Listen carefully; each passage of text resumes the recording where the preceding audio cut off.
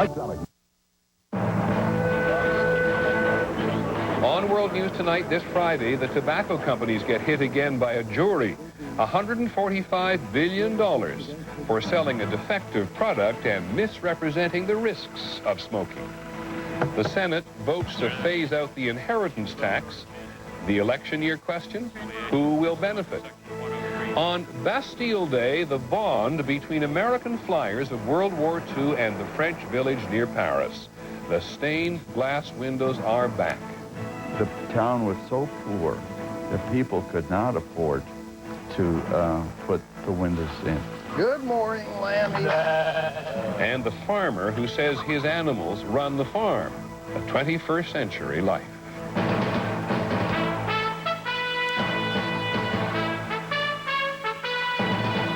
From ABC News World Headquarters in New York, this is World News Tonight with Peter Jennings. Good evening. In a Florida courtroom this afternoon where the country's tobacco companies had already been found guilty of misrepresenting a defective product, the jury came back in with the penalty they had in mind. The judge leaned over their decision and said there are a lot of zeros here. And then he read aloud the largest punitive damages award in history, $145 billion to Florida smokers who suffer or suffered before they died from smoking-related illnesses. The jurors had been on the case for 2 years. ABC's Ron Claiborne is at the courthouse in Miami. Ron, it did not take them very long to make a decision, did it? No, Peter, not at all. In fact, probably the only surprising thing was just how fast that jury did come back. Less than 5 hours. The jury had been expected to hit the tobacco companies hard, and it did. Philip Morris Incorporated, $73,960,000,000. Each of the damage awards alone would be a record. Together, they add up to a staggering sum. In addition to the nearly $74 billion that Philip Morris, the largest cigarette maker, was ordered to pay, R.J. Reynolds was assessed more than $36 billion. Brown & Williamson, almost $18 billion. Lorillard, $16 billion. Liggett, by far the smallest of the companies, would have to pay $790 million. Two former tobacco lobby groups were also ordered to pay about $1.5 million together. If and when there ever came a day that the verdict had to be paid, there's absolutely no question it would put every one of these 5 companies out of business. The plaintiff's flamboyant lawyer, Stanley Rosenblatt, taunted Philip Morris's chairman of the board, Jeffrey Bible.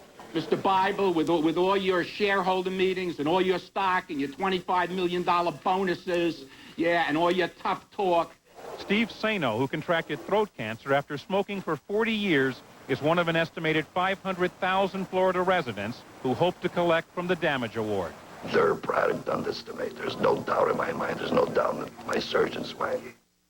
This case is not over by a long shot. The tobacco companies say they will appeal, and the trial court judge can unilaterally reduce the size of that punitive damage award.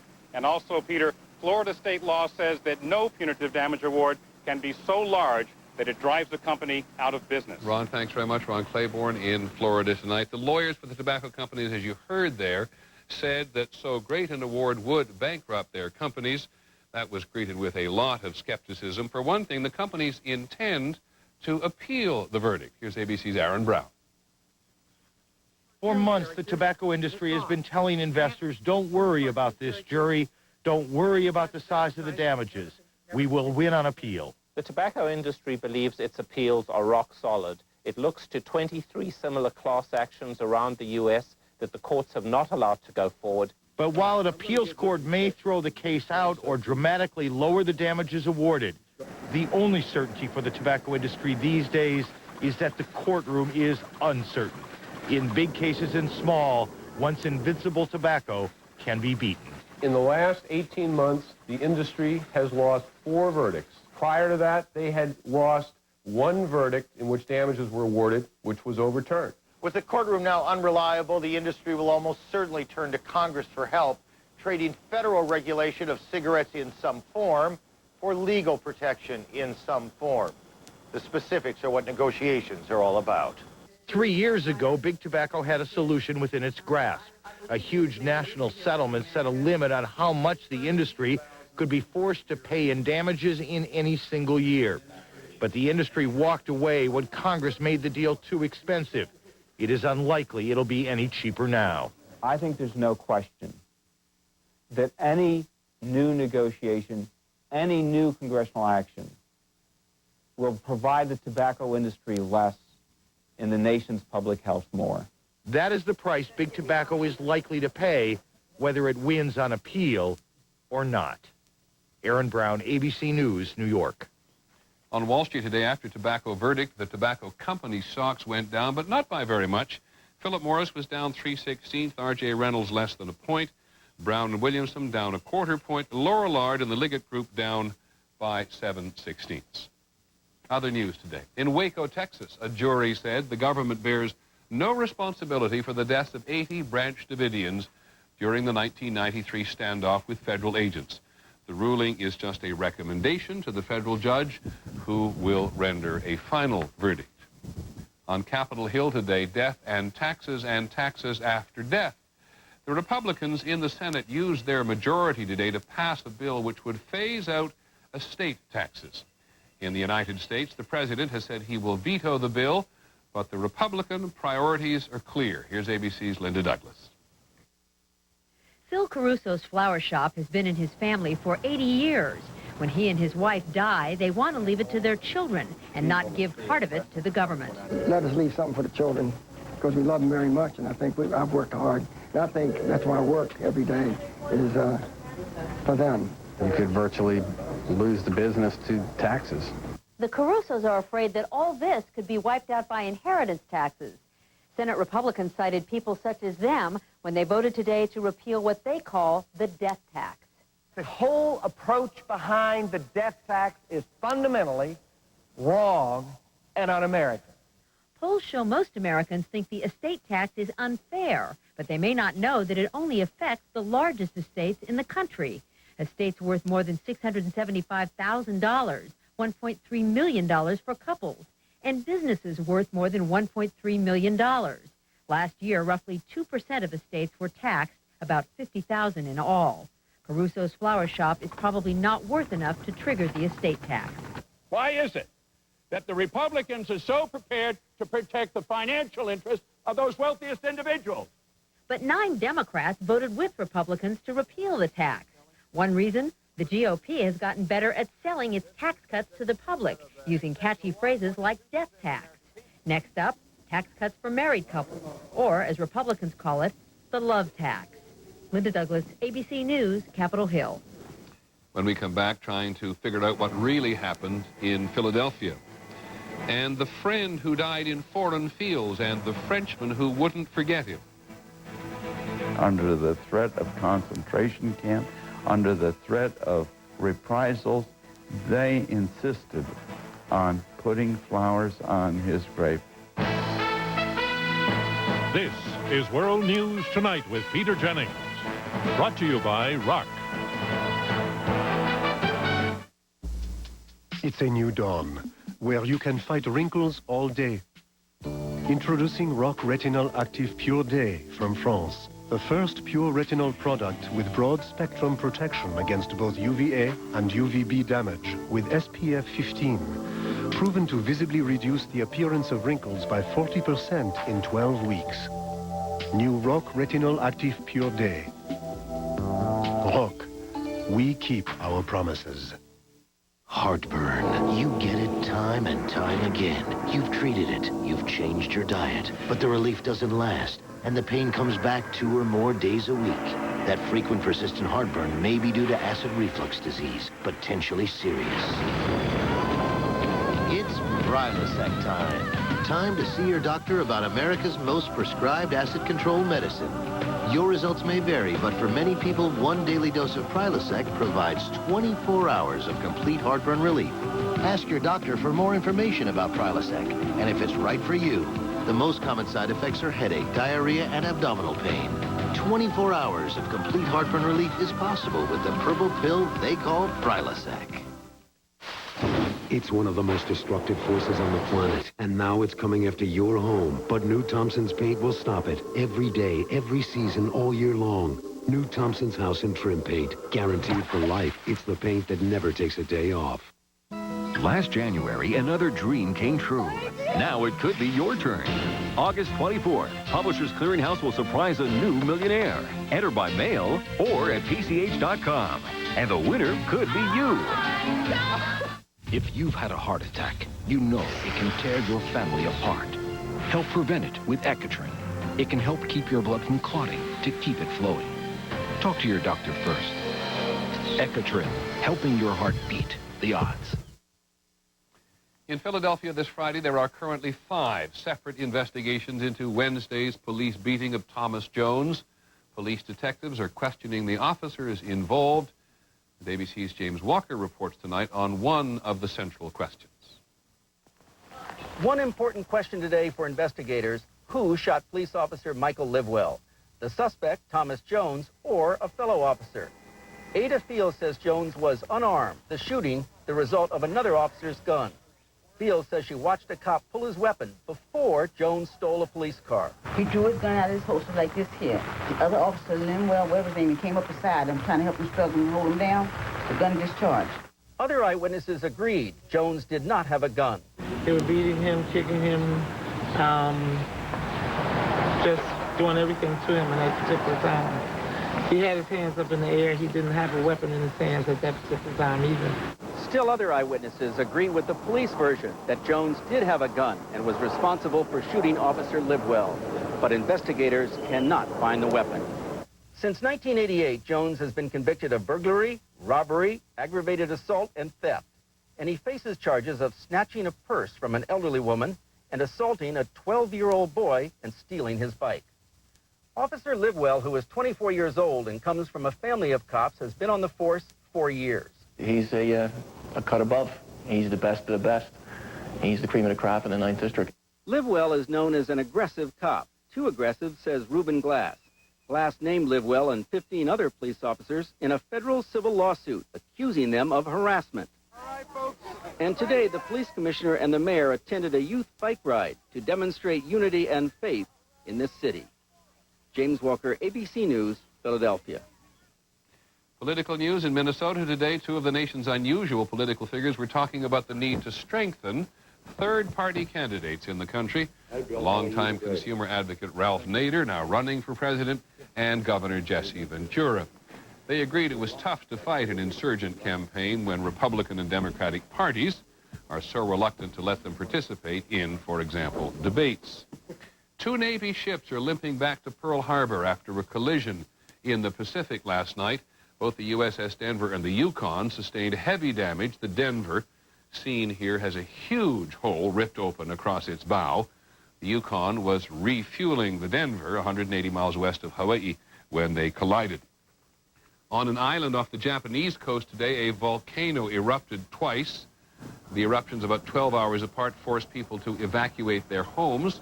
And scientists warn that Mount Oyama may continue to erupt because of earthquake activity in the region. When we come back, the American soldier and the villagers who risked their lives to remember him. We are healthy, strong, funny, energetic, even sexy. We take good care of ourselves, and we drink Ensure when we can't eat nutritious foods like these. Ensure provides essential vitamins and minerals you find in vegetables, calcium like in milk, and protein like in fish. Ensure is a source of complete balanced nutrition and energy, so we can get the most out of life. Drink Ensure, and drink to your health. In this place, I see a lot of gas. I also see a lot of folks taking medicines that don't fight gas. But Gas-X has the most powerful medicine to relieve gas fast. Nothing I've seen works faster. Gas-X beats the bloat fast.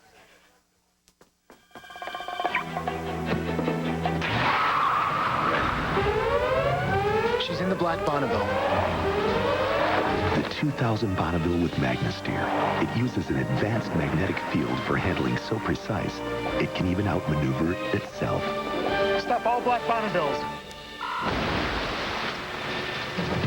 The 2000 Bonneville SSEI. Luxury with attitude by Pontiac.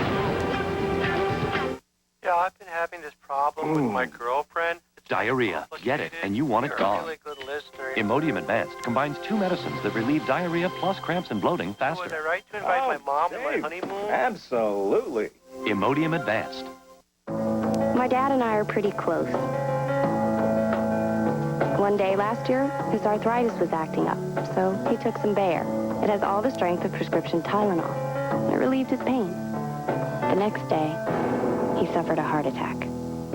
Incredibly, the doctor said Bayer not only relieved his arthritis pain, but aspirin helped save his life. Knowing all that Bayer can do, why would anyone take any other pain reliever again? Bayer, powerful pain relief and so much more.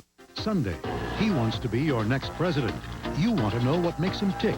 Now he's ready to talk. Sam and Koki go to Texas for an exclusive interview with the governor who would be president. From the campaign to the conventions to who his running mate will be. Looking for answers? Look no further. This week, Sunday. Well, this is always a big day for the French. That day in 1789, when citizens stormed the Bastille State Prison in Paris, when the monarchy finally faltered in France and a democratic republic emerged. Today, July the 14th, the French celebrated with one enormous picnic. 600 miles of checkered tablecloth in towns and villages from the English Channel all the way to the Spanish border. And in Paris, a splendid military parade.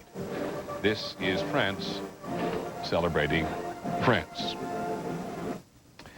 Later this month, a group of American veterans from World War II will be going to France for a celebration. In the small town of Rémy, north of Paris, the last time they saw it was from the air. They were part of the Allied campaign to drive the Germans from France. The French have never forgotten the German occupation, and this group of Americans has not forgotten Rémy. Here's ABC's Sheila McVicker. In 1944, Houston Lee Braley was a 22-year-old fighter pilot flying over Nazi-occupied France. His closest friend was a pilot from North Dakota named Roy Blaha. I don't think a month goes by that I don't think about our relationship as buddies and friends and living a life flying together. On August 2nd that year, they took off on another mission. The clouds lifted, the sun was shining nice. It was just a good day for doing a lot of strafing. Their target, the French village of Rémy. There was a German train parked just outside of town, and German soldiers everywhere. The French were thrilled to see the American planes. People were so excited, he says, they were waving at the planes just out of joy. The pilots came in low and opened fire on the Germans. There was a great explosion. An explosion that everyone in the village over the age of 60 can still describe. The German train had been loaded with the high-explosive nitroglycerin. Dozens of German soldiers were dead. The town was in ruins. Rooftops, doors, windows, all blown in. The stained glass windows of the 13th century church destroyed. And a plane, flown by Houston Lee Braley, caught in the blast. He gave his life there in a farmyard. There were no goodbyes. Every flight is a goodbye, because you don't know. 2 women from the village found his body and wrapped it in his parachute. Later, in an astonishing act of bravery, the villagers walked past the German troops to pile flowers on the American pilot's coffin. The Germans were furious. Their commander warned that anyone who went to Houston Lee Braley's funeral or continued to pay tribute to him in any way would be deported and sent to a concentration camp. But every day, there were fresh flowers on his grave. I went to the fields and picked a bouquet, red, white, and blue, he says. A German sentry at the cemetery gates grabbed it from me and screamed at me to leave. After France was liberated, Roy Blaha went to Rémy. He found the cemetery where his friend was buried and heard the story of how the French had honored him. Well, I was amazed. I couldn't believe it. And they said, we honor him. He gave his life for our cause. Over the years, Rémy was rebuilt, except for those stained glass windows in that 13th century church. The town was so poor that people could not afford to put the windows in. We felt that if we put the nice windows back in, this would show appreciation for what they did, their heroic actions. The veterans called it their last mission. They raised nearly $200,000 and commissioned new stained glass windows. Now the church in Rumi is again bathed in a rainbow of light. We still talk about those pilots, he says, the soldiers who had no ties to France, no reason to be here, but to share their ideal of liberty with us. Sheila McVicker, ABC News, Rumi, France. Next on the broadcast, the philosopher farmer, a 21st century life. In this place, I see a lot of gas. I also see a lot of folks taking medicines that don't fight gas.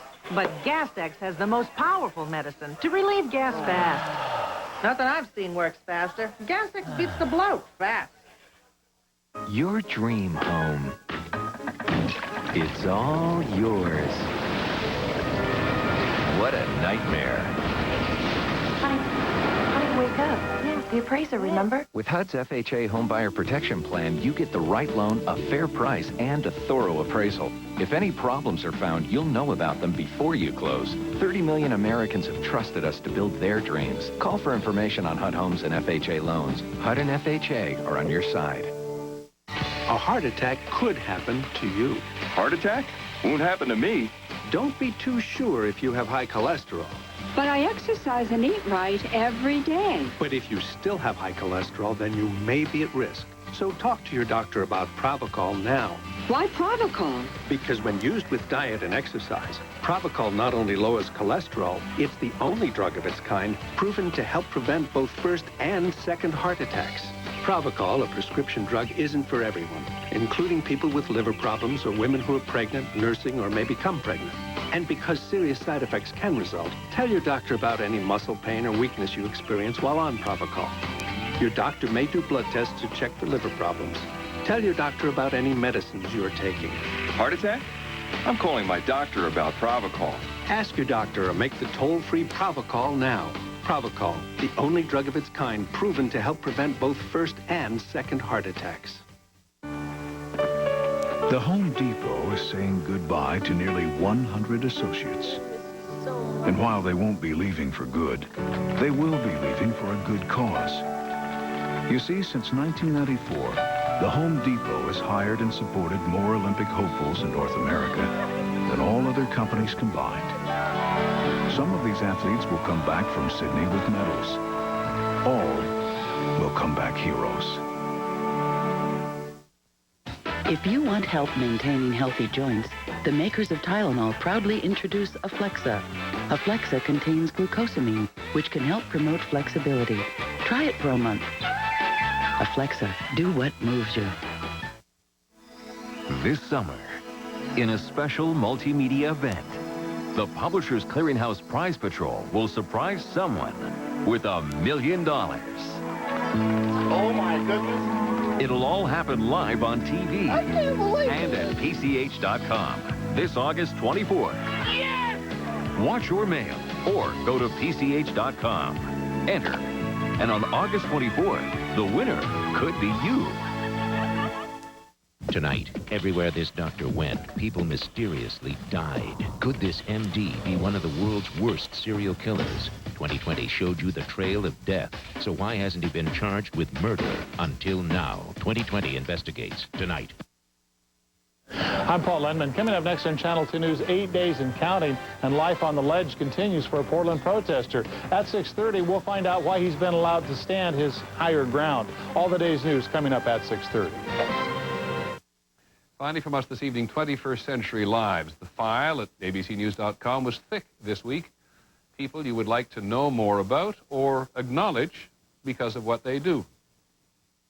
Bobby Fischer, the chess champion, was one, still a master. Tiffany Taylor, who gave up advertising to provide shoes for orphans in Russia and China now.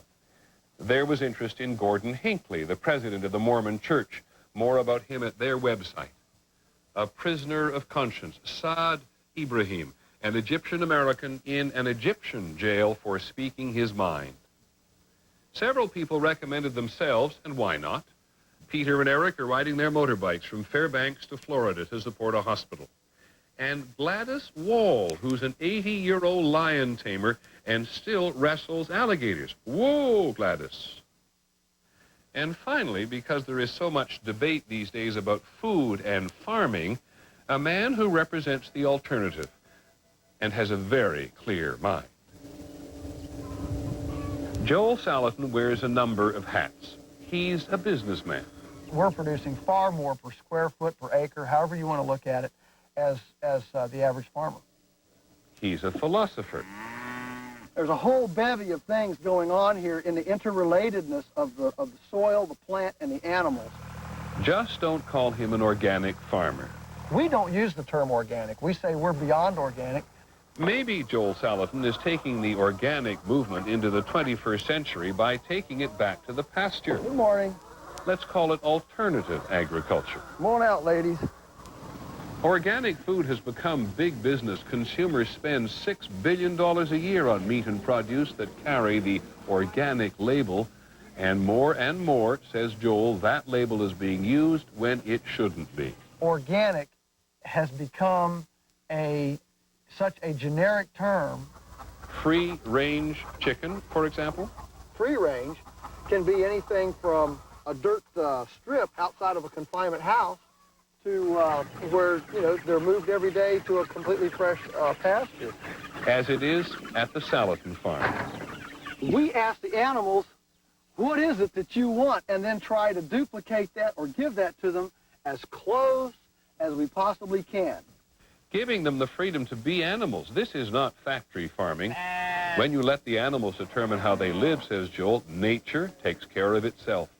Let the animals do the work. Let the pigs turn the compost instead of $15,000 machines.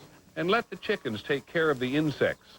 Joel's hen house, dubbed the Eggmobile, follows his cows, and the chickens clean up behind them.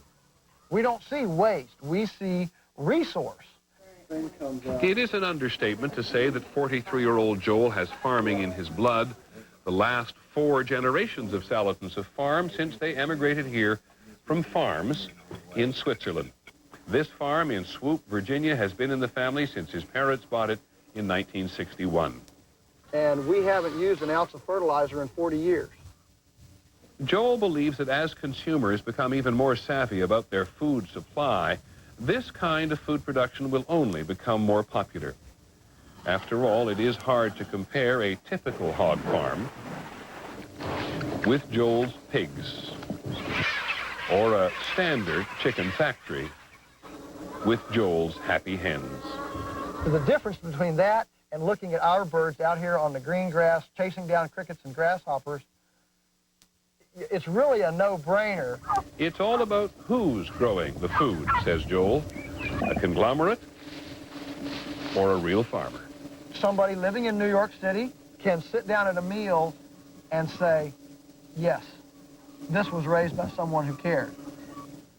There's a lot to talk about. Joel will be at abcnews.com after the broadcast. Have a great weekend. Good night.